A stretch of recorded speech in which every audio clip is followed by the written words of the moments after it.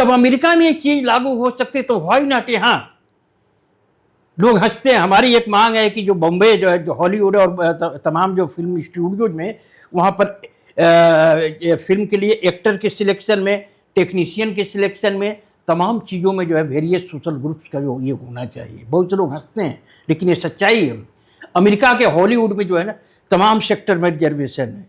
एक फिल्म की जितनी पार्ट होती है, तो एक तो एक्टिंग का डिपार्टमेंट हो गया, एक डिपार्टमेंट टेक्नीशियन का होता है, एक डिपार्टमेंट डायरेक्शन का होता है, उसमें भी राइटर्स का, तमाम सेक्टर में है साहब जो है वहाँ पर रिजर्वेशन है। तो जब हॉलीवुड में हो सकता है तो यहाँ पर क्यों नहीं हो सकता, भारत में क्यों नहीं हो सकता है? और आईबीएम के सामने इनकी क्या हैसियत है? वहाँ पर हार्वर्ड से बढ़ करके जो है ना कोई एजुकेशनल इंस्टीट्यूट नहीं है। भारत के जो बड़े बड़े एजुकेशनल इंस्टीट्यूशन हैं, हार्वर्ड के सामने उनकी हैसियत जो है प्राइमरी स्कूल जैसी है। तो हार्वर्ड जो है वहाँ के छात्रों के एडमिशन में, जो जितने विभिन्न फैकल्टी में छात्रों के एडमिशन में कितना परसेंट इस रेस का हमको लेना है, उसी तरीके से रेशियल डाइवर्सिटी जो टीचिंग स्टाफ में लागू की जाती है। और वहाँ का जो रजिस्ट्रार इत्यादि जो प्रशासनिक जो है सब में, तो अमेरिका में A to Z जब सब जगह लागू हो सकता है तो यहाँ क्यों नहीं? क्या दिक्कत है?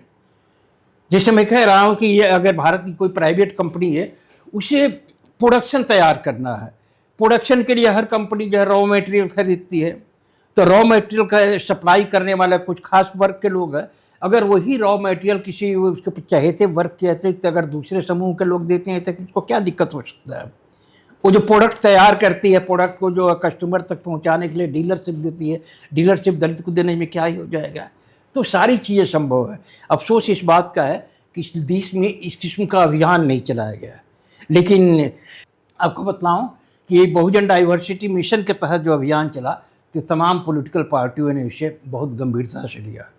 मसलन 2009 में जो भाजपा का जो मैनिफेस्टो तैयार होता है लोकसभा के लिए, तो उसका जो इकोनॉमिक क्लॉज है पूरा का पूरा यहाँ से उठाया गया था, हमारे बहुजन डाइवर्सिटी मिशन के तरफ से उठाया गया था। उसमें क्लियर लिखा गया था कि भाजपा जातियों के पहचान की में विश्वास नहीं करती है, पहचान की राजनीति में विश्वास न करके उनके सशक्तिकरण में विश्वास करती है।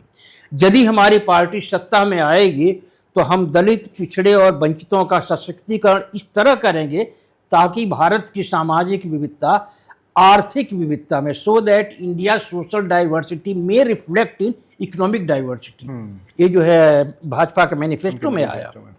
2009 में आप कल्पना नहीं कर सकते हैं कि सबसे पहले 25 लाख के ठेकों में जो है मायावती जी ने 2009 के जून महीने में यहाँ पर रिजर्वेशन लागू किया था, और आज वो चीज़ जो है 25 करोड़ तक हो चुकी है। अच्छा, अब पुजारियों की नियुक्ति की बात सुनकर के आपको विस्मय होता होगा, लेकिन आपका तमिलनाडु के 36,000 मंदिरों के पुजारियों की नियुक्ति में जो है डाइवर्सिटी लागू हो चुकी है।